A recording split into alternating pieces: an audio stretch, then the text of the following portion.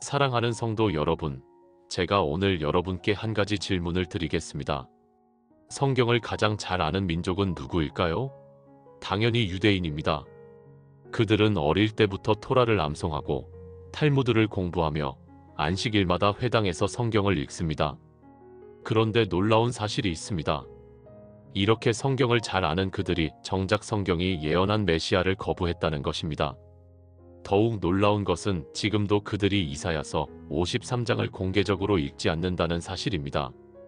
그가 찔림은 우리의 허물 때문이요 그가 상함은 우리의 죄악 때문이라는 이 명백한 메시아 예언을 그들은 애써 외면하고 있습니다. 왜 그럴까요? 여러분, 혹시 유대인과 대화를 나눠보신 적이 있으십니까? 그들에게 예수님에 대해 이야기하면 대부분 단호하게 거부합니다. 예수는 우리의 메시아가 아니다라고 말합니다. 그러면서 그들은 여전히 메시아를 기다립니다. 언젠가 진짜 메시아가 와서 이스라엘을 회복시키고 세계를 통치할 것이라고 믿습니다. 정말 놀라운 일입니다. 세상에서 가장 오래된 종교 분쟁이 무엇인지 아십니까? 바로 예수님이 메시아인가 아닌가 하는 문제입니다. 이 논쟁은 2000년 전 예루살렘에서 시작되었습니다. 유대 종교 지도자들과 예수님 사이에서 시작된 이 논쟁은 지금까지 계속되고 있습니다. 예수님께서는 분명히 유대인으로 태어나셨습니다. 베들레헴에서 나셨고 나사렛에서 자라셨으며 예루살렘 성전에서 가르치셨습니다. 그분은 모든 메시아의 조건을 완벽하게 충족시키셨습니다. 미가서 5장 2절의 말씀을 보세요. 베들레헴 에브라다야 너는 유다 족속 중에 작을지라도 이스라엘을 다스릴 자가 내게서 내게로 나올 것이라. 예수님은 정확히 베들레헴에서 태어나셨습니다. 이사야 7장 14절은 뭐라고 말합니까? 처녀가 잉태하여 아들을 낳을 것이요 그의 이름을 임마누엘이라 하리라. 예수님은 동정녀 마리아에게서 태어나셨습니다. 스가랴 9장 9절을 보세요. 시온에 따라 크게 기뻐할지어다 예루살렘에 따라 즐거이 부를지어다 보라 내 왕이 내게 임하나니 그는 공의로우며 구원을 베풀며 겸손하여서 나귀를 타나니 나귀의 작은 것 곧 나귀 새끼니라. 예수님은 나귀를 타고 예루살렘에 입성하셨습니다. 그런데도 그들은 믿지 않았습니다. 놀라운 것은 그들이 같은 성경을 읽으면서도 정반대의 결론에 도달한다는 사실입니다. 우리는 이사야서 53장을 읽으면 예수님이 확실히 보입니다. 그는 실로 우리의 질고를 지고 우리의 슬픔을 당하였거늘 우리는 생각하기를 그는 징벌을 받아 하나님께 맞으며 고난을 당한다 하였노라는 말씀이 십자가를 지신 예수님을 가리킨다는 것이 너무나 명백합니다. 그런데 유대인들은 이것을 다르게 해석합니다. 그들은 이 본문을 아예 회당에서 공개적으로 읽지 않습니다. 왜 그럴까요? 그들도 알고 있기 때문입니다. 이 본문이 예수님을 가리킨다는 것을 마음 깊은 곳에서는 알고 있기 때문입니다. 하지만 인정하지 않습니다. 오늘 우리는 그 이유를 성경을 통해 살펴보려고 합니다. 이것은 단순한 역사 공부가 아닙니다. 우리 자신의 믿음을 점검하는 시간이 될 것입니다. 이것은 단순한 신앙 논쟁이 아닙니다. 우리의 구원과 직결된 중요한 진리입니다. 자, 그럼 함께 하나씩 살펴보겠습니다. 먼저 예수님 당시 유대 사회가 어떠했는지 이해해야 합니다. 여러분, 예수님이 오실 때 유대인들은 로마의 식민 통치 아래 있었습니다. 그들은 억압받고 있었습니다. 세금을 내야 했고 로마 군인들의 횡포를 참아야 했습니다. 그들은 다윗과 솔로몬 시대의 영광을 잃어버린 지 오래였습니다. 북이스라엘은 이미 기원전 722년에 아수르에 멸망당했고 남유다는 기원전 586년에 바벨론에 멸망당했습니다. 스룹바벨과 함께 귀환하여 성전을 재건했지만 그 영광은 솔로몬 성전에 비할 바가 아니었습니다. 학개 2장 3절에서 하나님은 이렇게 말씀하십니다. 너희 가운데에 남아있는 자 중에 이 성전의 이전 영광을 본 자가 누구냐? 이제 이것이 너희에게 어떻게 보이느냐? 이것이 너희 눈에 보잘것없지 아니하냐? 그렇습니다. 그들은 과거의 영광을 잃어버렸습니다. 페르시아, 그리스, 로마로 이어지는 이방 제국들의 지배를 받았습니다. 그들의 마음속에는 한 가지 소망이 있었습니다. 메시아가 와서 이스라엘을 회복시켜 주시리라는 기대였습니다. 그런데 그들이 기대한 메시아는 어떤 모습이었을까요? 그들은 강력한 정치적 지도자를 원했습니다.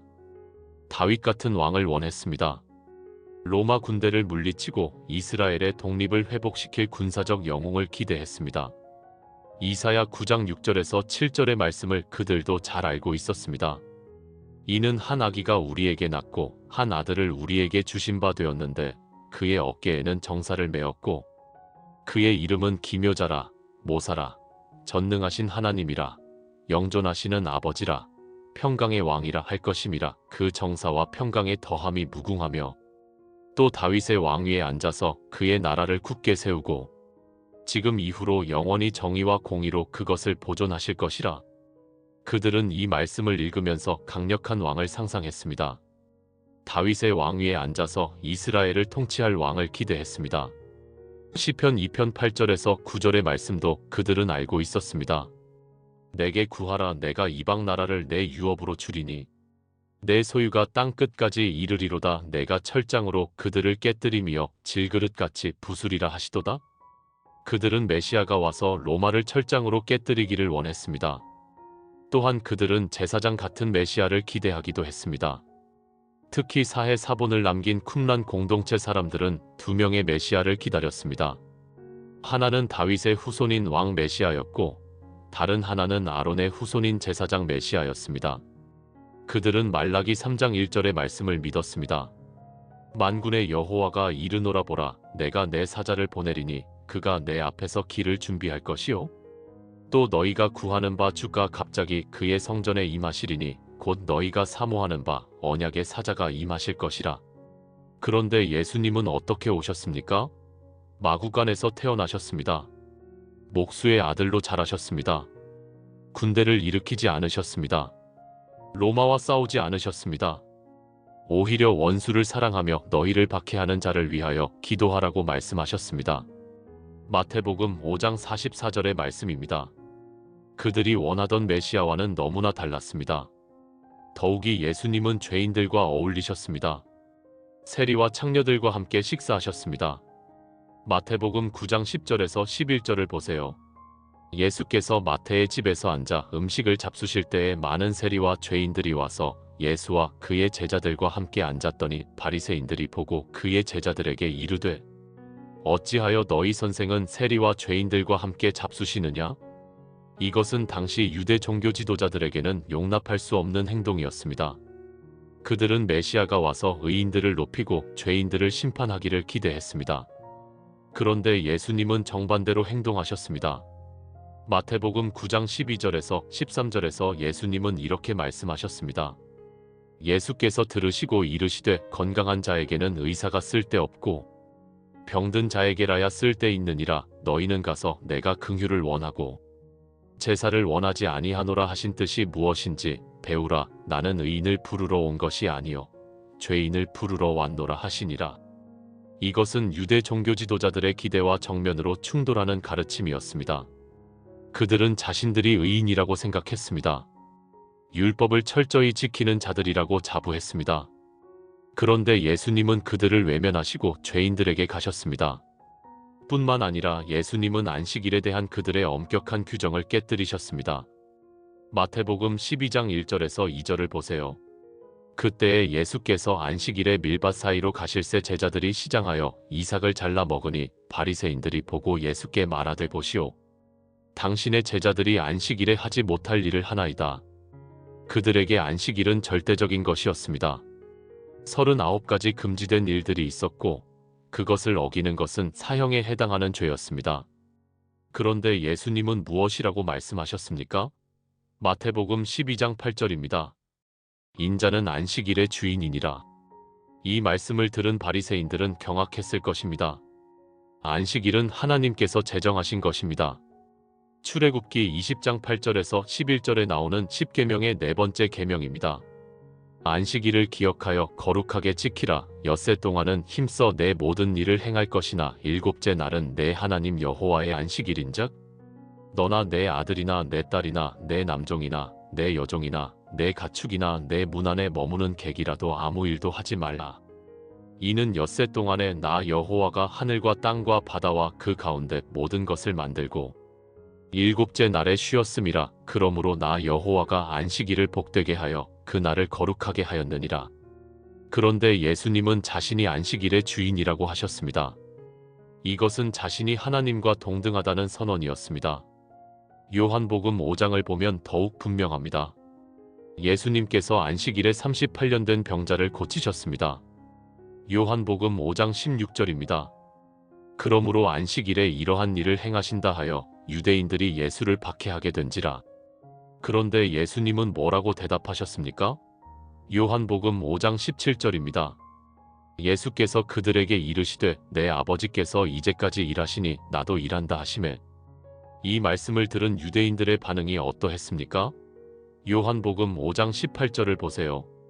유대인들이 이로 말미암아 더욱 예수를 죽이고자 하니 이는 안식일을 범할 뿐만 아니라 하나님을 자기의 친아버지라 하여 자기를 하나님과 동등으로 만드심이러라. 그들은 이것을 신성모독으로 받아들였습니다. 그들에게 있어서 하나님은 절대적으로 초월적인 분이셨습니다. 신명기 6장 4절의 쉐마 기도가 그들의 신앙 고백이었습니다. 이스라엘아 들으라. 우리 하나님 여호와는 오직 유일한 여호와이시니. 그런데 예수님은 자신을 하나님의 아들이라고 하셨습니다. 자신과 하나님이 하나라고 하셨습니다. 요한복음 10장 30절입니다. 나와 아버지는 하나이니라. 이 말씀을 들은 유대인들은 돌을 들어 예수님을 치려고 했습니다. 요한복음 10장 31절입니다. 유대인들이 다시 돌을 집어치려 하거늘. 왜 그랬습니까? 요한복음 10장 33절을 보세요. 유대인들이 대답하되 선한 일로 말미암아 우리가 너를 돌로 치려는 것이 아니라 신성모독으로 인함이니 내가 사람이 되어 자칭 하나님이라 함이로라. 그들은 예수님이 하나님이라고 주장하시는 것을 받아들일 수 없었습니다. 여기서 우리는 한 가지 중요한 사실을 알 수 있습니다. 유대인들이 예수님을 거부한 첫 번째 이유는 예수님께서 자신을 하나님과 동등하게 여기셨기 때문입니다. 그들은 하나님의 유일성을 너무나 강조했기 때문에 메시아가 하나님 자신이실 수 있다는 것을 상상조차 하지 못했습니다. 그들은 메시아를 하나님께서 보내시는 한 인간 지도자로 생각했습니다. 아무리 위대한 사람이라도 하나님은 아니라고 생각했습니다. 하지만 성경은 무엇이라고 예언했습니까?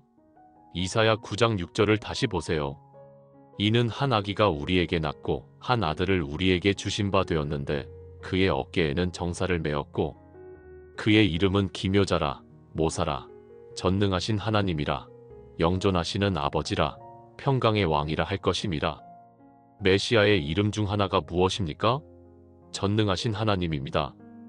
이것은 메시아가 단순한 인간이 아니라 하나님 자신이심을 예언한 것입니다. 또한 이사야 7장 14절을 보세요. 그러므로 주께서 친히 징조를 너희에게 주실 것이라. 보라, 처녀가 잉태하여 아들을 낳을 것이요 그의 이름을 임마누엘이라 하리라. 임마누엘이 무슨 뜻입니까? 하나님이 우리와 함께 계시다는 뜻입니다. 이것 역시 메시아가 하나님 자신이심을 가리킵니다. 미가 5장 2절도 보세요. 베들레헴 에브라다야 너는 유다 족속 중에 작을지라도 이스라엘을 다스릴 자가 내게서 내게로 나올 것이라. 그의 근본은 상고에 영원에 있느니라. 메시아의 근본이 어디에 있습니까? 영원에 있습니다. 이것은 메시아가 영원 전부터 계신 분, 즉 하나님이심을 말하는 것입니다. 그런데 유대인들은 이런 예언들을 제대로 이해하지 못했습니다. 아니, 이해하려 하지 않았습니다. 그들의 선입견과 고정관념이 진리를 가렸습니다. 그들은 자기들이 원하는 메시아의 모습을 성경에 투영했습니다. 정치적 해방자, 군사적 영웅, 이스라엘의 왕, 이런 모습만 보려고 했습니다. 하지만 성경은 다른 모습의 메시아도 예언하고 있었습니다. 바로 고난받는 종으로서의 메시아입니다. 이사야서 53장이 그것을 가장 명확하게 보여줍니다. 자, 이제 우리는 이 놀라운 장을 함께 살펴보겠습니다. 왜 유대인들이 이 장을 회당에서 공개적으로 읽지 않는지 알게 될 것입니다. 이사야 53장 1절부터 시작해 보겠습니다. 우리가 전한 것을 누가 믿었느냐? 여호와의 팔이 누구에게 나타났느냐? 이 구절은 메시아를 믿지 않을 사람들이 많을 것임을 예언합니다. 실제로 예수님 당시에도 많은 사람들이 믿지 않았습니다. 요한복음 12장 37절에서 38절을 보세요. 이렇게 많은 표적을 그들 앞에서 행하셨으나 그를 믿지 아니하니 이는 선지자 이사야의 말씀을 이루려 하심이라. 이르되 주여 우리에게서 들은 바를 누가 믿었으며 주의 팔이 누구에게 나타났나이까 하였더라. 사도 요한은 이사야 53장 1절이 예수님에 대한 예언임을 분명히 밝히고 있습니다. 그런데 이어지는 내용을 보세요. 이사야 53장 2절입니다. 그는 주 앞에서 자라나기를 연한 순 같고 마른 땅에서 나온 뿌리 같아서 고운 모양도 없고 풍채도 없은즉 우리가 보기에 흠모할 만한 아름다운 것이 없도다. 메시아가 겉으로 보기에 화려하지 않을 것이라는 예언입니다. 예수님은 어떠셨습니까? 왕궁에서 태어나지 않으셨습니다. 마구간에서 태어나셨습니다. 누가복음 2장 7절입니다. 처사들을 낳아 강보로 싸서 구유에 뉘었으니 이는 여관에 있을 곳이 없음이러라. 부유한 집안에서 자라지 않으셨습니다. 목수의 아들로 자라셨습니다. 마태복음 13장 55절에서 사람들은 이렇게 말합니다. 이는 그 목수의 아들이 아니냐? 그 어머니는 마리아, 그 형제들은 야고보, 요셉, 시몬, 유다라 하지 않느냐? 겉으로 보기에 예수님은 평범한 사람이었습니다. 화려한 외모도 없었고 특별한 풍채도 없었습니다. 이사야 53장의 예언 그대로였습니다. 하지만 유대인들은 메시아가 영광스럽고 위엄 있는 모습으로 올 것이라고 기대했습니다. 그래서 겸손한 모습으로 오신 예수님을 알아보지 못했습니다. 이사야 53장 3절을 보세요. 그는 멸시를 받아 사람들에게 버림받았으며 간고를 많이 겪었으며 질고를 아는 자라 마치 사람들이 그에게서 얼굴을 가리는 것 같이 멸시를 당하였고 우리도 그를 귀히 여기지 아니하였도다. 메시아가 멸시당하고 버림받을 것이라는 예언입니다. 예수님은 어떠셨습니까? 고향 나사렛에서도 배척당하셨습니다. 누가복음 4장 28절에서 29절을 보세요. 회당에 있는 자들이 이것을 듣고 다 크게 화가 나서 일어나 동네 밖으로 쫓아내어 그 동네가 건설된 산 낭떠러지까지 끌고 가서 밀쳐 떨어뜨리고자 하되 자기 고향 사람들이 예수님을 죽이려고 했습니다.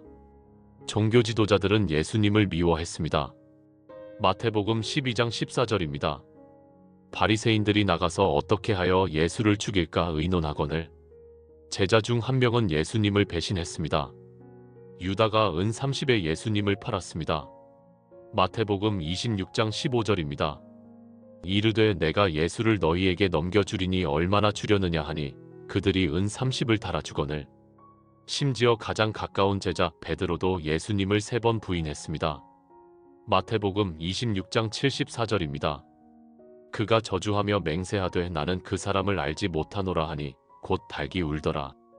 모든 제자들이 예수님을 버리고 도망갔습니다. 마태복음 26장 56절입니다.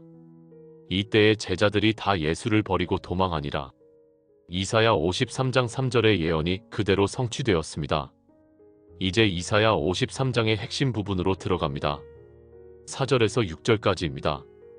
그는 실로 우리의 질고를 지고 우리의 슬픔을 당하였거늘 우리는 생각하기를 그는 징벌을 받아 하나님께 맞으며 고난을 당한다 하였노라. 그가 찔림은 우리의 허물 때문이요 그가 상함은 우리의 죄악 때문이라. 그가 징계를 받음으로 우리는 평화를 누리고 그가 채찍에 맞음으로 우리는 나음을 받았도다. 우리는 다 양 같아서 그릇 행하여 각기 제 길로 갔거늘 여호와께서는 우리 모두의 죄악을 그에게 담당시키셨도다. 여러분, 이보다 더 명확한 메시아 예언이 어디 있겠습니까? 그가 찔림은 우리의 허물 때문이요 그가 상함은 우리의 죄악 때문이라. 메시아가 우리의 죄 때문에 찔리고 상하실 것이라는 예언입니다. 예수님은 어떻게 돌아가셨습니까?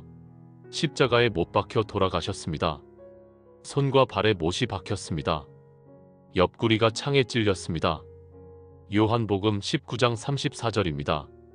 그중 한 군인이 창으로 옆구리를 찌르니 곧 피와 물이 나오더라. 시편 22편 16절은 이렇게 예언했습니다. 개들이 나를 에워쌌으며 악한 무리가 나를 둘러 내 수족을 찔렀나이다. 예수님의 손과 발이 못에 찔린 것을 예언한 말씀입니다. 스가랴 12장 10절도 보세요.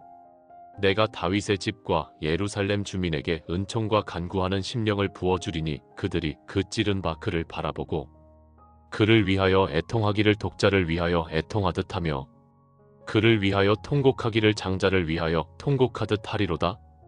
그 찌른 바 그를 바라보고라는 표현을 보세요. 메시아가 찔림을 당할 것을 예언하고 있습니다. 그런데 이사야 53장의 예언은 더 깊은 의미를 담고 있습니다.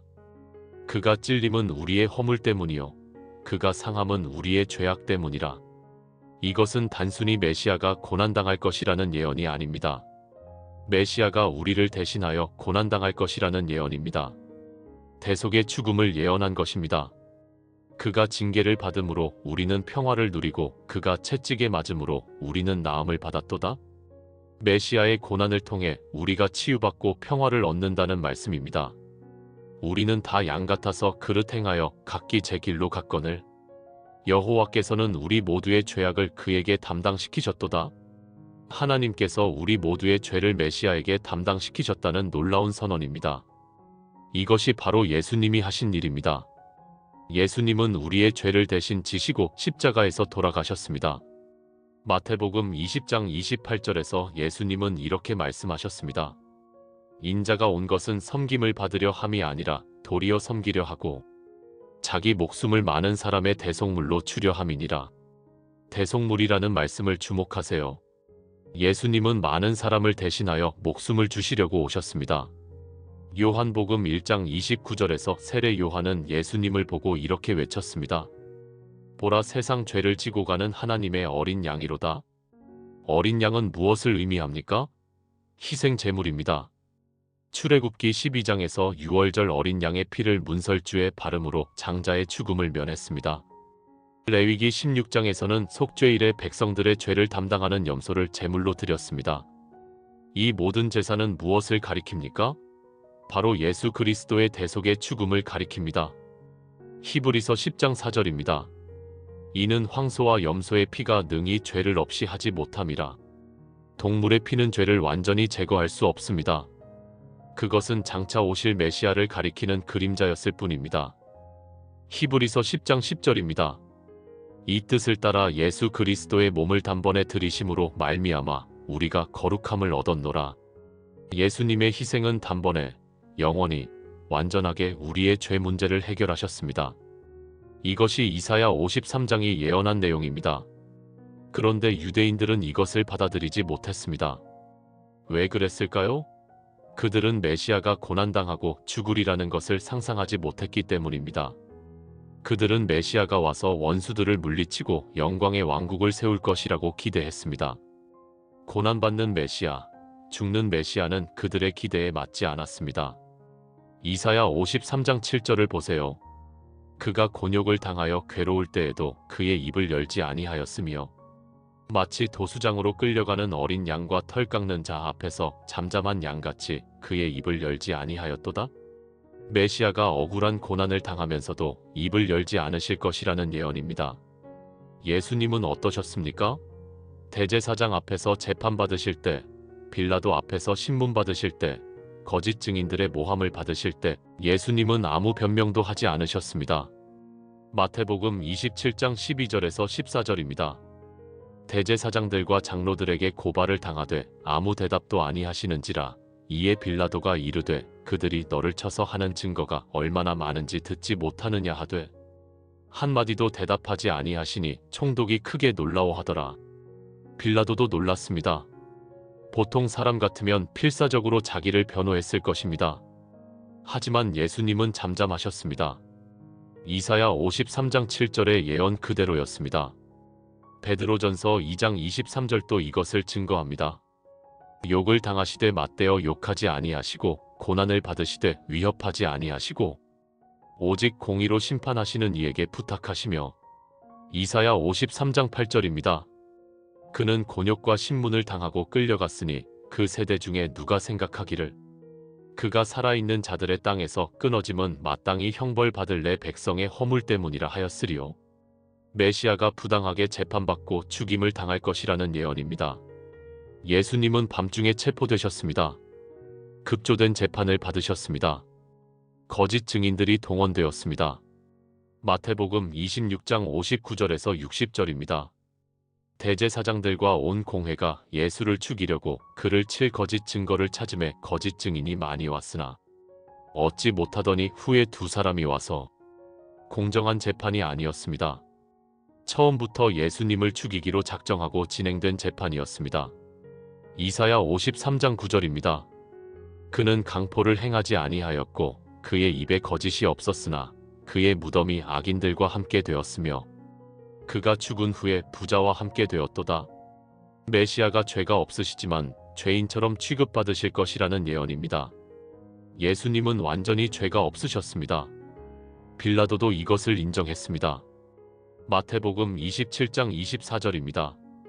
빌라도가 아무 성과도 없이 도리어 밀란이 나려는 것을 보고 물을 가져다가 무리 앞에서 손을 씻으며 이르되 이 사람의 피에 대하여 나는 무죄하니 너희가 당하라. 빌라도도 예수님이 무죄하다는 것을 알았습니다. 예수님과 함께 십자가에 달렸던 강도도 이것을 인정했습니다. 누가복음 23장 41절입니다. 우리는 우리가 행한 일에 상당한 보응을 받는 것이니 이에 당연하거니와 이 사람이 행한 것은 옳지 않은 것이 없느니라 하고 심지어 예수님을 십자가에 못 박는 일을 지휘한 로마 백부장도 예수님이 의인이심을 고백했습니다.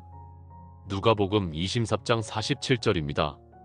백부장이 그된 일을 보고 하나님께 영광을 돌려 이르되 이 사람은 정령 의인이었도다 하고 그런데 예수님은 두 강도 사이에서 십자가에 달리셨습니다. 마가복음 15장 27절입니다. 강도 둘을 예수와 함께 십자가에 못 박으니 하나는 그의 우편에 하나는 좌편에 있더라. 죄인 취급을 받으신 것입니다. 하지만 예수님은 부자의 무덤에 장사되셨습니다.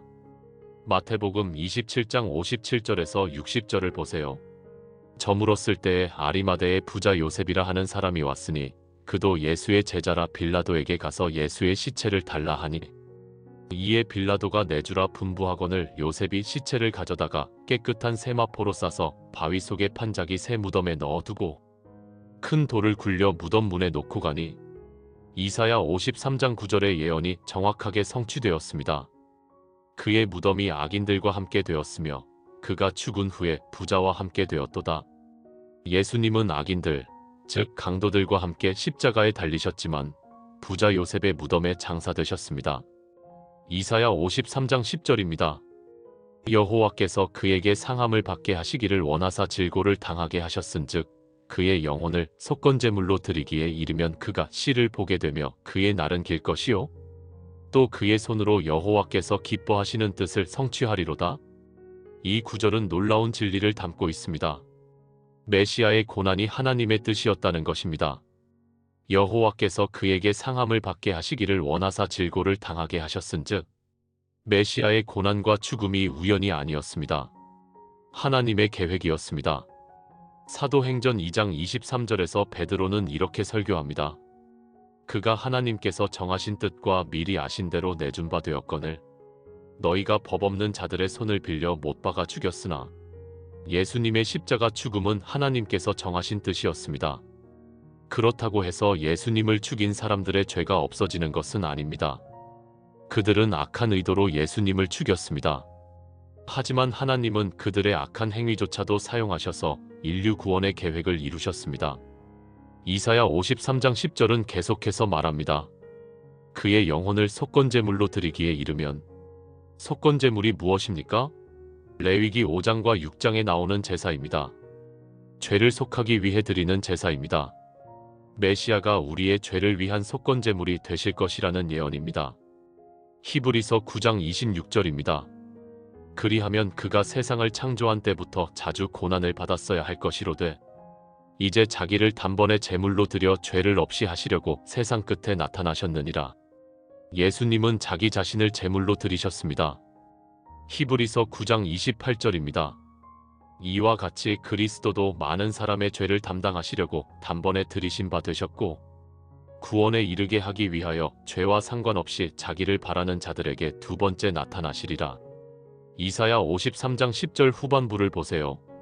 그가 씨를 보게 되며 그의 날은 길 것이요 메시아가 죽으시지만 다시 살아나실 것이라는 예언입니다. 씨를 보게 되며라는 표현은 후손을 본다는 뜻입니다.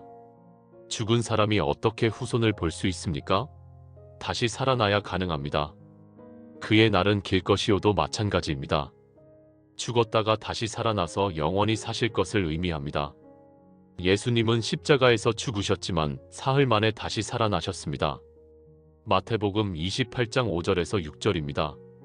천사가 여자들에게 말하여 이르되 너희는 무서워하지 말라. 십자가에 못 박히신 예수를 너희가 찾는 줄을 내가 아노라. 그가 여기 계시지 않고 그가 말씀하시던 대로 살아나셨느니라. 와서 그가 누우셨던 곳을 보라.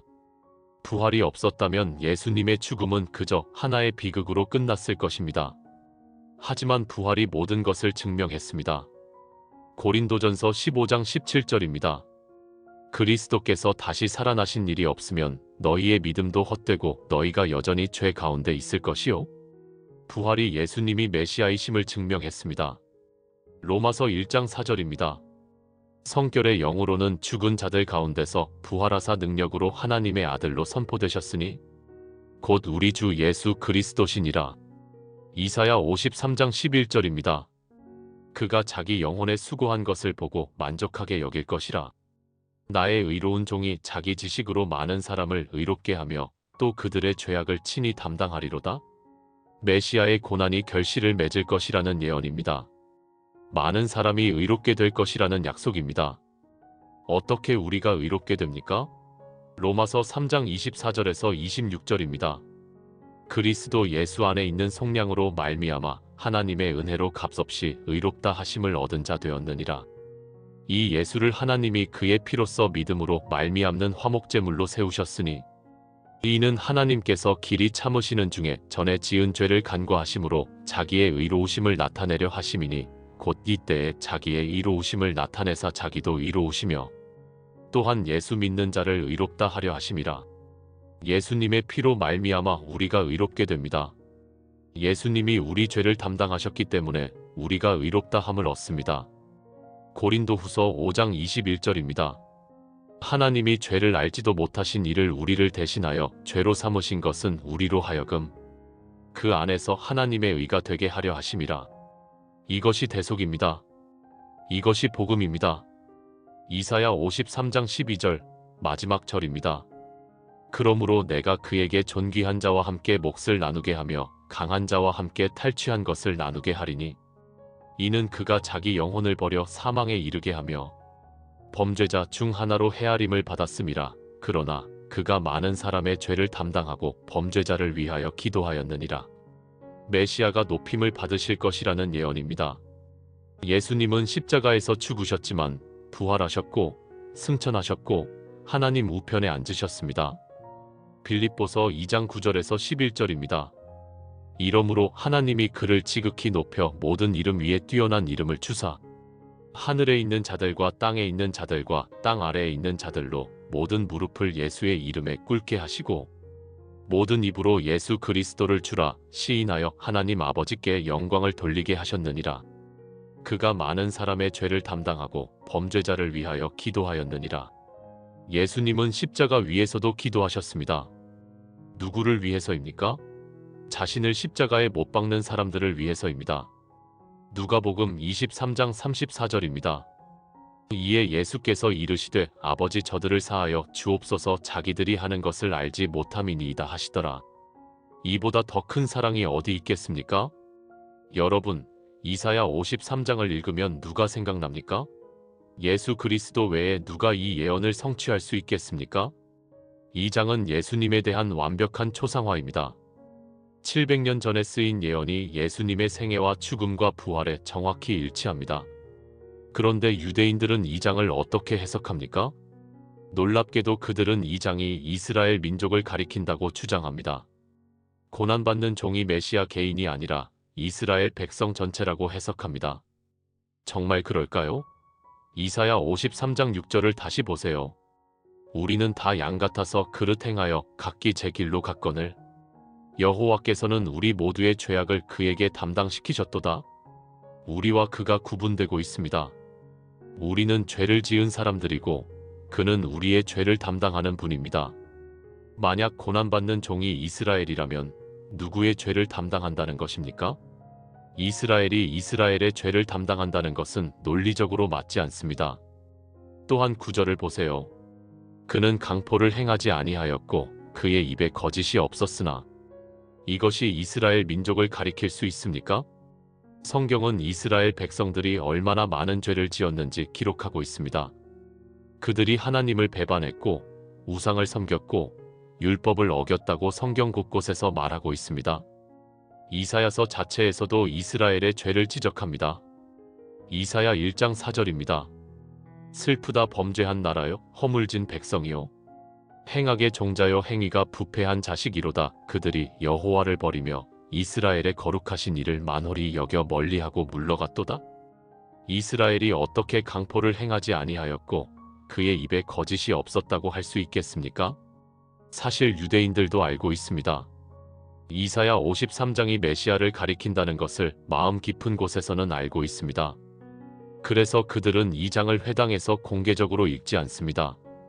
유대교의 전통적인 성경 읽기 일정표를 보면 이사야서의 다른 부분들은 다 포함되어 있지만 53장만 빠져 있습니다. 왜 그럴까요? 이 장을 읽으면 예수님이 떠오르기 때문입니다. 이 장을 읽으면 그들이 거부했던 예수님이 진짜 메시아였다는 것을 인정해야 하기 때문입니다. 그래서 그들은 이 장을 피합니다. 이 장을 읽지 않으려고 합니다. 하지만 피한다고 해서 진리가 사라지는 것은 아닙니다. 사도행전 8장을 보면 에티오피아 내시가 이사야 53장을 읽고 있었습니다. 사도행전 8장 30절에서 31절입니다.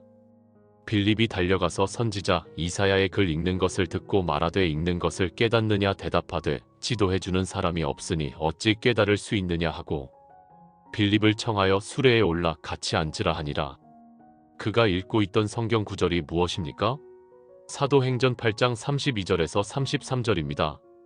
읽는 성경 구절은 이것이니 일러스되 그가 도살자에게로 가는 양과 같이 끌려갔고 털 깎는 자 앞에 있는 어린 양이 잠잠함과 같이 그의 입을 열지 아니하였도다. 그가 낮아졌을 때 정의를 얻지 못하였으니 누가 그의 세대를 말하리요. 그의 생명이 땅에서 빼앗김이로다 하였거늘. 바로 이사야 53장입니다. 내시가 물었습니다. 사도행전 8장 34절입니다. 내시가 빌립에게 말하되 청컨대 묻노니 선지자가 이 말을 한 것이 누구를 가리킴이냐? 자기를 가리킴이냐 타인을 가리킴이냐? 빌립이 어떻게 대답했습니까? 사도행전 8장 35절입니다. 빌립이 입을 열어 이 글에서 시작하여 예수를 가르쳐 복음을 전하니 이사야 53장에서 시작하여 예수님을 전했다는 것입니다. 이사야 53장이 예수님을 가리킨다는 것이 초대교회의 분명한 믿음이었습니다. 베드로전서 2장 24절에서 25절도 이사야 53장을 인용하면서 예수님에 대해 말합니다. 친히 나무에 달려 그 몸으로 우리 죄를 담당하셨으니 이는 우리로 죄에 대하여 죽고 의에 대하여 살게 하려 하심이라. 그가 채찍에 맞음으로 너희는 나음을 얻었나니 너희가 전에는 양과 같이 길을 잃었더니 이제는 너희 영혼의 목자와 감독 되신 이에게 돌아왔느니라. 그렇다면 유대인들이 예수님을 거부한 이유는 무엇일까요? 우리는 지금까지 여러 가지 이유를 살펴보았습니다. 첫째, 그들이 기대한 메시아의 모습과 예수님이 달랐습니다. 그들은 정치적 해방자를 원했지만 예수님은 영적 구원자로 오셨습니다. 둘째, 예수님께서 자신을 하나님과 동등하게 여기신 것을 그들은 신성모독으로 받아들였습니다. 셋째, 예수님께서 죄인들과 어울리시고 율법에 대한 그들의 해석과 다른 가르침을 주신 것을 받아들일 수 없었습니다. 하지만 이것들은 표면적인 이유입니다. 더 깊은 영적인 이유가 있습니다. 성경은 그것을 분명히 말씀하고 있습니다. 요한복음 12장 39절에서 40절을 보세요. 그들이 능히 믿지 못한 것은 이 까닭이니 곧 이사야가 다시 일렀으되 그들의 눈을 멀게 하시고 그들의 마음을 완고하게 하셨으니 이는 그들로 하여금 눈으로 보고 마음으로 깨달아 돌이켜 내게 고침을 받지 못하게 하려 함이라 하였음이더라.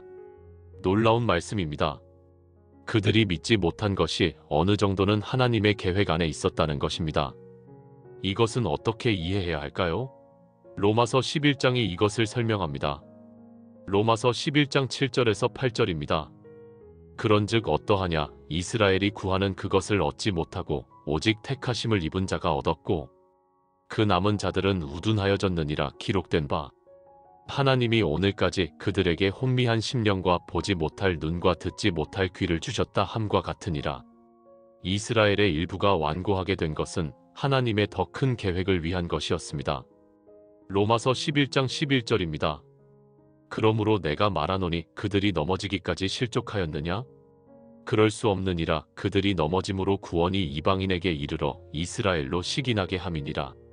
유대인들이 예수님을 거부함으로써 복음이 이방인에게 전해지게 되었습니다. 만약 모든 유대인이 예수님을 메시아로 받아들였다면 어땠을까요? 복음은 유대인들 사이에만 머물렀을 것입니다. 하지만 유대인들이 거부했기 때문에 사도들은 이방인에게로 갔습니다. 사도행전 13장 46절에서 바울과 바나바가 말합니다. 바울과 바나바가 담대히 말하여 이르되 하나님의 말씀을 마땅히 먼저 너희에게 전할 것이로되 너희가 그것을 버리고 영생을 얻기에 합당하지 않은 자로 자처하기로 우리가 이방인에게로 향하노라. 이것이 하나님의 놀라운 섭리였습니다. 로마서 11장 25절에서 26절입니다. 형제들아 너희가 스스로 지혜 있다 하면서 이 신비를 너희가 모르기를 내가 원하지 아니하노니 이 신비는 이방인의 충만한 수가 들어오기까지 이스라엘의 덜어는 우둔하게 된 것이라. 그리하여 온 이스라엘이 구원을 받으리라. 기록된 바 구원자가 시온에서 오사 야곱에게서 경건하지 않은 것을 돌이키시리라. 이스라엘의 일부가 완고하게 된 것은 일시적입니다. 이방인의 충만한 수가 들어온 후에는 이스라엘도 구원받을 것입니다. 하지만 이것이 유대인 개개인의 책임을 없애는 것은 아닙니다. 그들에게도 선택의 기회가 있었습니다. 그들은 예수님의 기적을 보았습니다. 그들은 예수님의 가르침을 들었습니다. 그들은 구약 성경을 가지고 있었습니다. 그들에게는 예수님이 메시아임을 알 수 있는 충분한 증거가 있었습니다.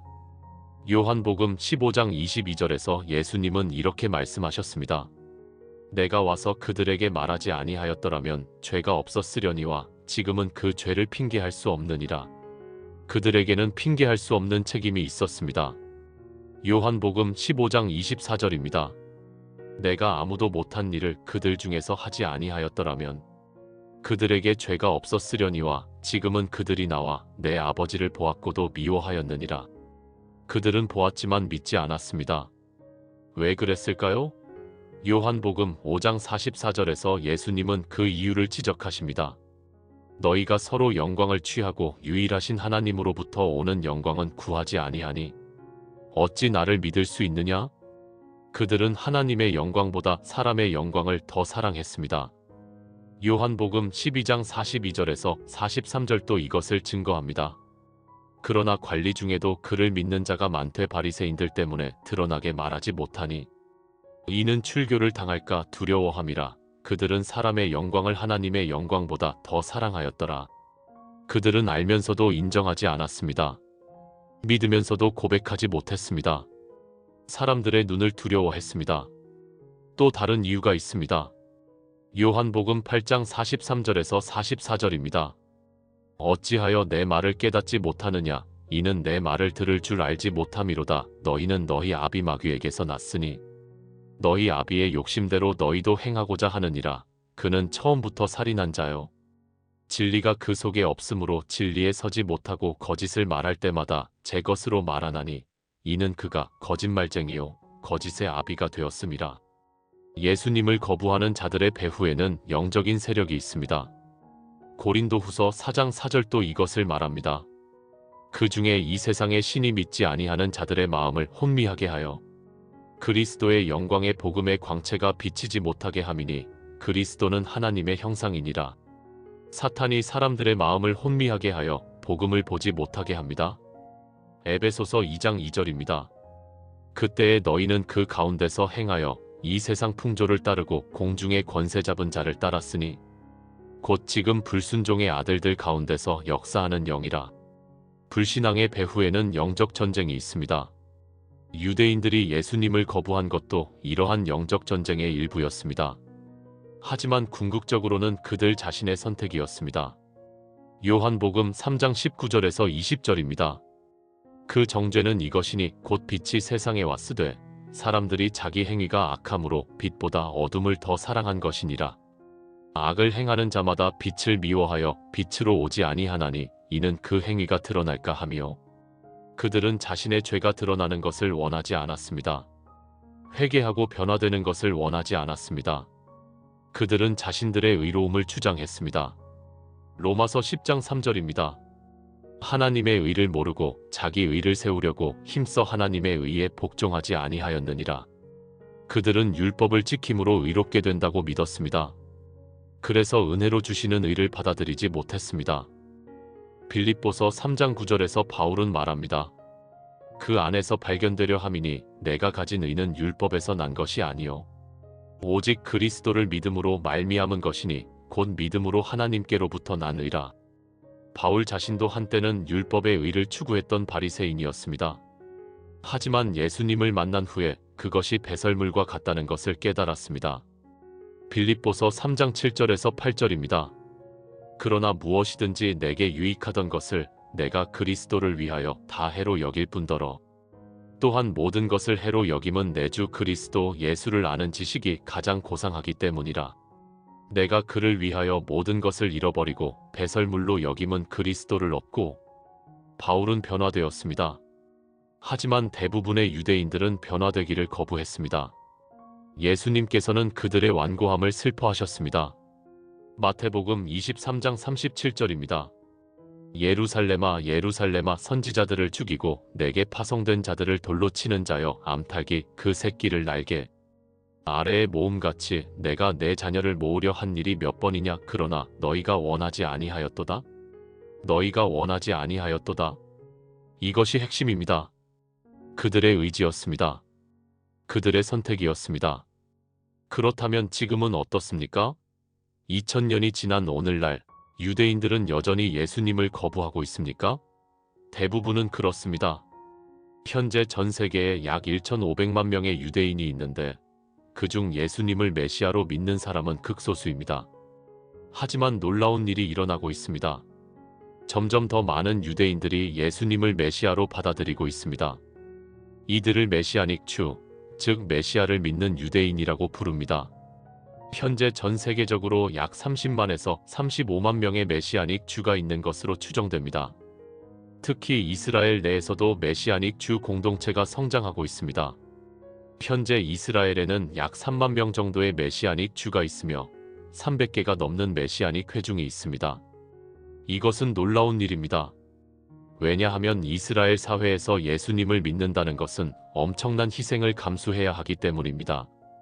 메시아닉 주들은 가족으로부터 거부당하기도 합니다. 직장을 잃기도 합니다. 사회적으로 배척당하기도 합니다. 하지만 그들은 예수님이 진정한 메시아라는 확신 때문에 이 모든 것을 견딥니다. 그들은 이사야 53장을 읽고 예수님을 발견했습니다. 그들은 신약 성경을 읽고 예수님이 구약의 모든 예언을 성취하셨다는 것을 깨달았습니다. 한 메시아닉 주의 간증을 들어보겠습니다. 그는 정통 유대교 가정에서 자랐습니다. 어릴 때부터 토라를 공부했고 탈무드를 배웠습니다. 그는 랍비가 되려고 했습니다. 하지만 우연히 신약 성경을 읽게 되었습니다. 처음에는 비판하려고 읽었습니다. 기독교가 얼마나 잘못되었는지 증명하려고 했습니다. 하지만 읽으면서 놀라운 일이 일어났습니다. 신약 성경이 구약 성경과 완벽하게 일치한다는 것을 발견했습니다. 예수님의 생애가 구약의 예언들을 정확히 성취했다는 것을 보았습니다. 특히 이사야 53장을 읽었을 때 그는 충격을 받았습니다. 이것이 예수님에 대한 예언이라는 것을 부인할 수 없었습니다. 그는 랍비에게 가서 물었습니다. 왜 우리는 이사야 53장을 회당에서 읽지 않습니까? 랍비는 대답을 피했습니다. 그는 계속 질문했습니다. 이 장이 누구를 가리킵니까? 랍비는 화를 내며 더 이상 질문하지 말라고 했습니다. 그때 그는 깨달았습니다. 랍비도 알고 있다는 것을, 하지만 인정하고 싶지 않다는 것을. 그는 기도하기 시작했습니다. 하나님, 진리를 보여주세요. 예수가 정말 메시아입니까? 그리고 예수님을 만났습니다. 영적으로 예수님을 경험했습니다. 그의 마음에 평강이 찾아왔습니다. 그는 예수님이 메시아임을 확신하게 되었습니다. 물론 그 후의 길은 쉽지 않았습니다. 가족들이 그를 배척했습니다. 아버지는 그를 위해 장례식을 치렀습니다. 유대 전통에서 예수님을 믿으면 죽은 것으로 간주하기 때문입니다. 친구들이 그를 떠났습니다. 유대 공동체에서 추방당했습니다. 하지만 그는 후회하지 않았습니다. 예수님 안에서 진정한 평화와 기쁨을 찾았기 때문입니다. 이런 간증들이 점점 더 많아지고 있습니다. 21세기에 들어서면서 메시아닉 주 운동이 급성장하고 있습니다. 특히 젊은 세대 유대인들 사이에서 예수님에 대한 관심이 높아지고 있습니다. 인터넷을 통해 정보에 접근하기 쉬워졌고 신약 성경을 읽을 기회가 많아졌기 때문입니다. 하지만 여전히 대부분의 유대인들은 예수님을 거부합니다. 왜 그럴까요? 지금까지 우리가 살펴본 이유들이 여전히 유효합니다. 전통의 힘이 강합니다. 랍비들의 가르침이 영향력이 있습니다. 가족과 공동체의 압력이 있습니다. 기독교에 대한 역사적인 반감도 있습니다. 역사적으로 유대인들은 기독교인들로부터 많은 박해를 받았습니다. 십자군 전쟁 때 유대인들이 학살당했습니다. 종교 재판에서 유대인들이 고문당했습니다. 포그롬이라는 조직적인 유대인 박해가 있었습니다. 그리고 홀로코스트가 있었습니다. 나치 독일이 600만 명의 유대인을 학살했습니다. 물론 이것들은 진정한 기독교가 아니었습니다. 예수님의 가르침을 따르는 사람이라면 절대로 이런 일을 할 수 없습니다. 하지만 유대인들에게는 기독교가 박해의 종교로 각인되었습니다. 그래서 그들은 예수님에 대해 듣기조차 거부합니다. 또한 신학적인 이유도 있습니다. 현대 유대교는 메시아에 대한 개념 자체를 약화시켰습니다. 정통 유대교는 여전히 개인적인 메시아를 기다리지만 개혁 유대교와 보수 유대교는 메시아 시대를 말할 뿐 개인적인 메시아를 강조하지 않습니다. 그들은 메시아를 인류의 진보, 사회 정의의 실현 정도로 이해합니다. 이것은 성경적인 메시아 개념과는 거리가 멉니다. 성경은 분명히 개인적인 메시아를 예언합니다. 다윗의 후손으로 오실 메시아를 말합니다. 이사야 9장 6절, 미가 5장 2절, 스가랴 9장 9절 등 수많은 구절이 구체적인 한 사람을 가리킵니다. 또 다른 문제는 유대인들이 구약 성경을 읽을 때 메시아적 예언들을 다르게 해석한다는 것입니다. 예를 들어 이사야 7장 14절의 처녀가 잉태하여를 그들은 젊은 여자가 잉태하여로 번역합니다. 히브리어 알마가 처녀를 의미할 수도 있고 젊은 여자를 의미할 수도 있기 때문입니다. 하지만 72역 성경, 즉 기원전 3세기에 유대인 학자들이 히브리어를 헬라어로 번역한 성경은 파르테노스라는 단어를 사용했습니다. 이것은 분명히 처녀를 의미하는 단어입니다. 예수님이 오시기 전에 유대인 학자들 스스로가 이 구절을 처녀의 잉태로 이해했다는 증거입니다. 시편 22편도 마찬가지입니다. 이 시편은 십자가 사건을 놀랍도록 정확하게 묘사합니다. 16절 내 수족을 찔렀나이다는 십자가 못 박힘을 예언합니다. 18절 내 겉옷을 나누며 속옷을 제비 뽑나이다는 로마 군인들이 예수님의 옷을 나눈 것을 예언합니다.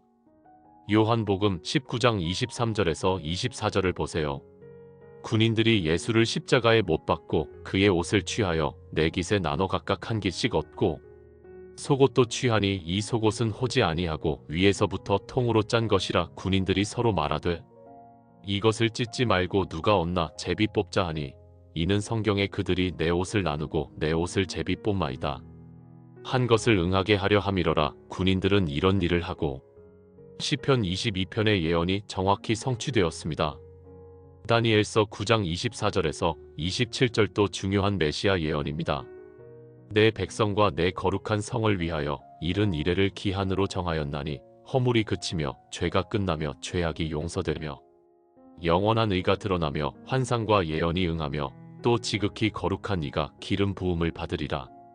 그러므로 너는 깨달아 알지니라. 예루살렘을 중건하라는 영이 날 때부터 기름 부음을 받은 자 곧 왕이 일어나기까지 7 이레와 62 이레가 지날 것이요 그 곤란한 동안에 성이 중건되어 광장과 거리가 이룰 것이며 62 이레 후에 기름 부음 계속 오전 204알 받은 자가 끊어져 없어질 것이며 장차 한 왕의 백성이 와서 그 성읍과 성소를 무너뜨리려니와 그의 마지막은 홍수의 휩쓸림 같을 것이며 또 끝까지 전쟁이 있으리니 황폐할 것이 작정되었느니라.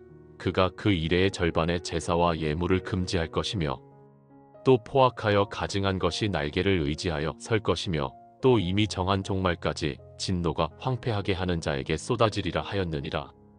이 예언은 메시아가 오실 시기를 구체적으로 말합니다.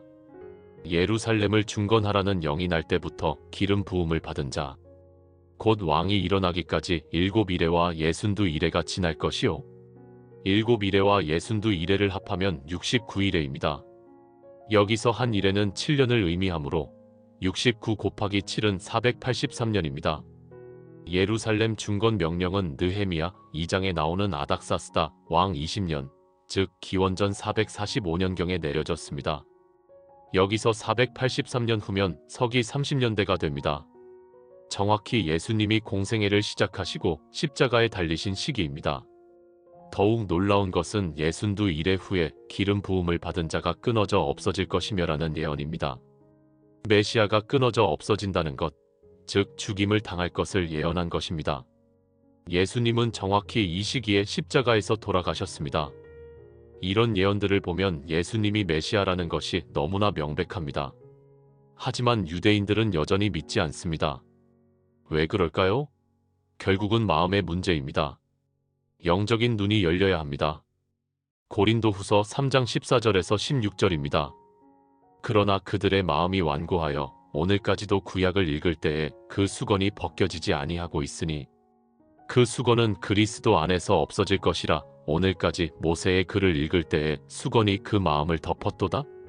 그러나 언제든지 주께로 돌아가면 그 수건이 벗겨지리라. 수건이 그들의 마음을 덮고 있습니다. 그래서 진리를 보지 못합니다. 하지만 주께로 돌아가면 그 수건이 벗겨집니다. 개인적으로 유대인이든 이방인이든 예수님께 나아오면 눈이 열립니다. 그리고 언젠가는 민족적으로도 이스라엘이 돌아올 것입니다. 로마서 11장 26절에서 27절의 약속을 기억하세요. 그리하여 온 이스라엘이 구원을 받으리라. 기록된 바 구원자가 시온에서 오사 야곱에게서 경건하지 않은 것을 돌이키시리라. 내가 그들의 죄를 없이 할 때에 그들에게 이루어질 내 언약이 이것이라 함과 같으니라. 하나님은 이스라엘을 버리지 않으셨습니다. 로마서 11장 1절입니다. 그러므로 내가 말하노니 하나님이 자기 백성을 버리셨느냐? 그럴 수 없느니라. 나도 이스라엘 사람이요 아브라함의 씨에서 난 자요 베냐민 지파라.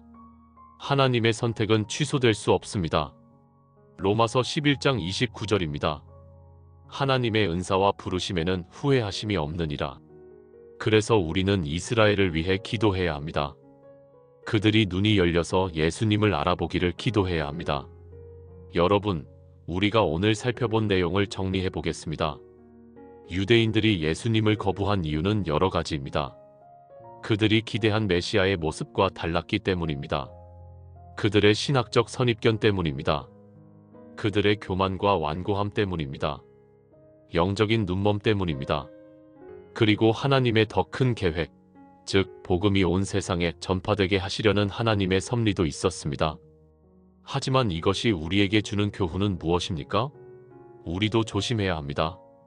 우리도 선입견과 편견에 사로잡혀 하나님의 진리를 놓칠 수 있습니다. 우리도 자기 의를 주장하다가 하나님의 은혜를 거부할 수 있습니다. 우리도 사람의 영광을 구하다가 하나님의 영광을 놓칠 수 있습니다. 예수님께서는 마태복음 7장 3절에서 이렇게 경고하셨습니다. 어찌하여 형제의 눈 속에 있는 티는 보고 내 눈 속에 있는 들보는 깨닫지 못하느냐? 유대인들을 비판하기 전에 우리 자신을 돌아보아야 합니다. 혹시 우리도 하나님의 말씀을 우리 방식대로 해석하고 있지는 않습니까? 혹시 우리도 우리가 원하는 예수님만 믿고 성경이 말씀하시는 예수님은 외면하고 있지는 않습니까? 고린도전서 10장 12절입니다. 그런즉 선줄로 생각하는 자는 넘어질까 조심하라.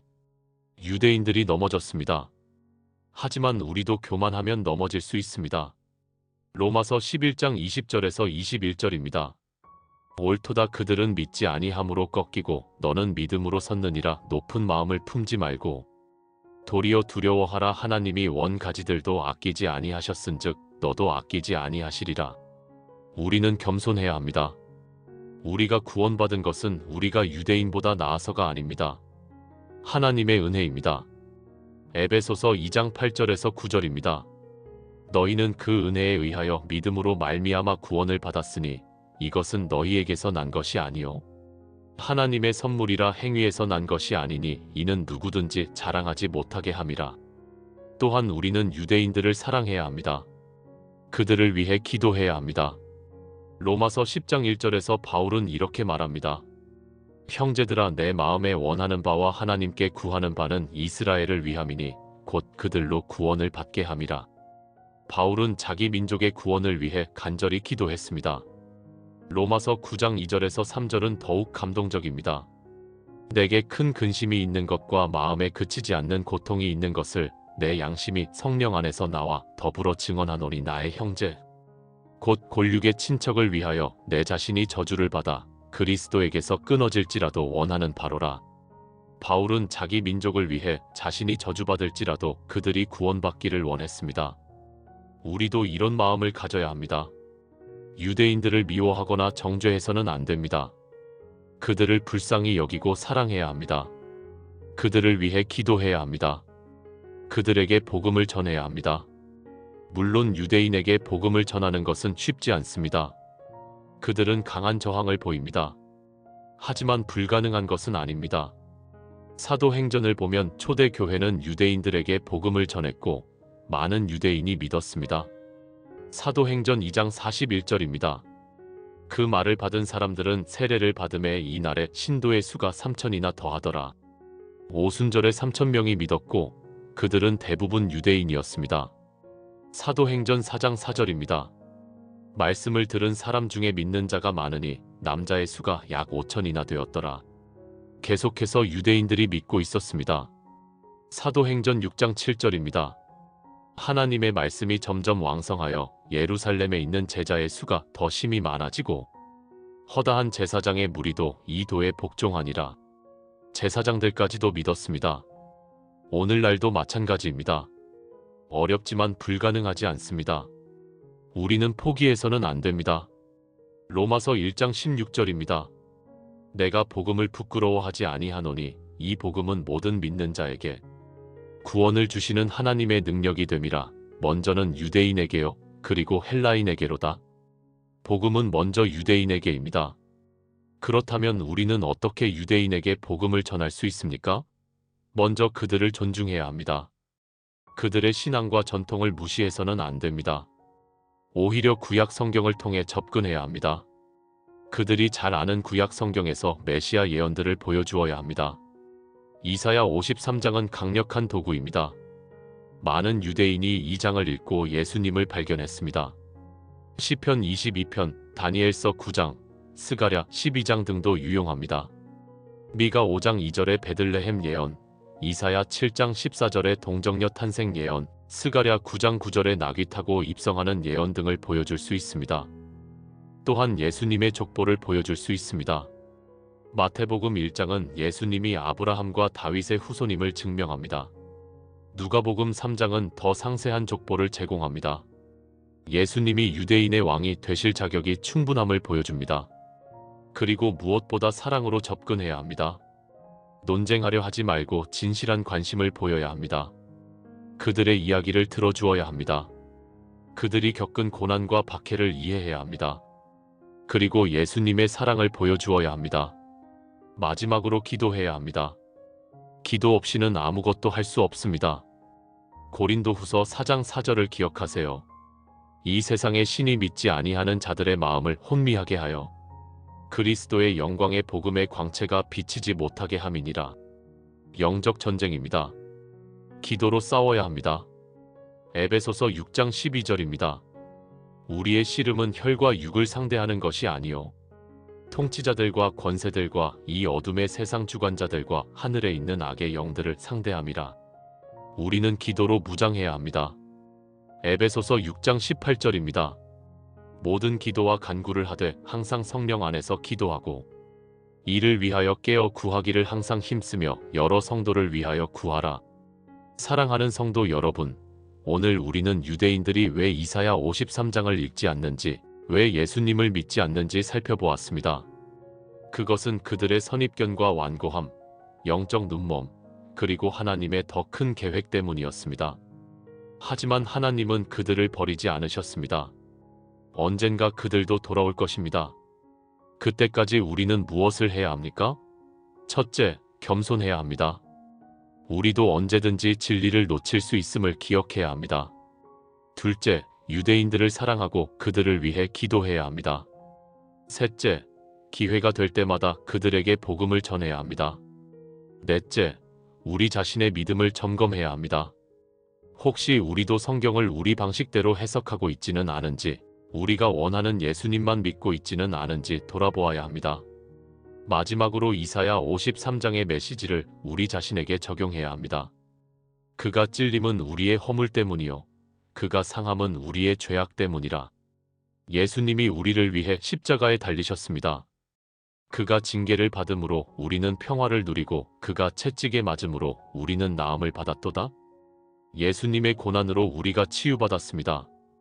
우리는 다 양 같아서 그릇 행하여 각기 제 길로 갔거늘 여호와께서는 우리 모두의 죄악을 그에게 담당시키셨도다. 우리 모두가 죄인입니다. 하지만 하나님께서 우리의 죄를 예수님에게 담당시키셨습니다. 이것이 복음입니다. 이것이 기쁜 소식입니다. 요한복음 3장 16절입니다. 하나님이 세상을 이처럼 사랑하사 독생자를 주셨으니 이는 그를 믿는 자마다 멸망하지 않고 영생을 얻게 하려 하심이라. 하나님은 우리를 사랑하십니다. 유대인도 이방인도 모든 사람을 사랑하십니다. 그래서 예수님을 보내셨습니다. 로마서 10장 12절에서 13절입니다. 유대인이나 헬라인이나 차별이 없음이라 한 분이신 주께서 모든 사람의 주가 되사 그를 부르는 모든 사람에게 부요하시도다. 누구든지 주의 이름을 부르는 자는 구원을 받으리라. 누구든지 예수님의 이름을 부르면 구원받습니다. 혹시 여러분 중에 아직 예수님을 구주로 영접하지 않은 분이 계십니까? 오늘이 구원의 날입니다. 고린도후서 6장 2절입니다. 보라, 지금은 은혜 받을 만한 때요. 보라, 지금은 구원의 날이로다. 내일을 기약할 수 없습니다. 오늘 예수님께 나오세요. 예수님은 요한복음 6장 37절에서 이렇게 약속하셨습니다. 아버지께서 내게 주시는 자는 다 내게로 올 것이요, 내게 오는 자는 내가 결코 내쫓지 아니하리라. 예수님은 당신을 결코 내쫓지 않으십니다. 당신이 어떤 죄를 지었든 어떤 과거를 가지고 있든 예수님은 당신을 받아주십니다. 요한복음 10장 28절에서 29절입니다. 내가 그들에게 영생을 주노니 영원히 멸망하지 아니할 것이요, 또 그들을 내 손에서 빼앗을 자가 없느니라. 그들을 주신 내 아버지는 만물보다 크심에 아무도 아버지 손에서 빼앗을 수 없느니라. 예수님 안에 있으면 영원히 안전합니다. 로마서 8장 38절에서 39절입니다. 내가 확신하노니 사망이나 생명이나 천사들이나 권세자들이나 현재 일이나 장래 일이나 능력이나 높음이나 깊음이나 다른 어떤 피조물이라도 우리를 우리 주 그리스도 예수 안에 있는 하나님의 사랑에서 끊을 수 없으리라. 아무것도 하나님의 사랑에서 우리를 떼어놓을 수 없습니다. 이것이 복음입니다. 이것이 우리가 믿는 것입니다. 유대인들이 거부한 이 복음을 우리는 받아들였습니다. 우리는 이사야 53장을 읽고 예수님을 봅니다. 우리는 예수님이 우리의 죄를 위해 죽으시고 우리를 살리시기 위해 부활하신 것을 믿습니다. 그러므로 우리는 이 복음을 붙잡고 살아야 합니다. 마태복음 10장 32절에서 33절입니다. 누구든지 사람 앞에서 나를 시인하면 나도 하늘에 계신 내 아버지 앞에서 그를 시인할 것이요, 누구든지 사람 앞에서 나를 부인하면 나도 하늘에 계신 내 아버지 앞에서 그를 부인하리라. 우리는 예수님을 담대히 고백해야 합니다. 로마서 1장 16절입니다. 내가 복음을 부끄러워하지 아니하노니 이 복음은 모든 믿는 자에게 구원을 주시는 하나님의 능력이 됨이라. 우리는 복음을 부끄러워해서는 안 됩니다. 이 복음이 하나님의 능력입니다. 마지막으로 마태복음 28장 19절에서 20절의 지상명령을 기억합시다. 그러므로 너희는 가서 모든 민족을 제자로 삼아 아버지와 아들과 성령의 이름으로 세례를 베풀고 내가 너희에게 분부한 모든 것을 가르쳐 지키게 하라. 볼지어다 내가 세상 끝날까지 너희와 항상 함께 있으리라 하시니라. 우리는 가서 복음을 전해야 합니다. 유대인에게도 이방인에게도 모든 민족에게 전해야 합니다. 사랑하는 성도 여러분, 오늘 이 말씀을 마음에 새기세요. 이사야 53장을 다시 한번 읽으세요. 예수님이 우리를 위해 하신 일을 묵상하세요. 그리고 감사하세요. 찬양하세요. 그리고 이 복음을 다른 사람들과 나누세요. 이것이 우리가 해야 할 일입니다. 주님이 다시 오실 그날까지 우리가 해야 할 사명입니다. 아멘.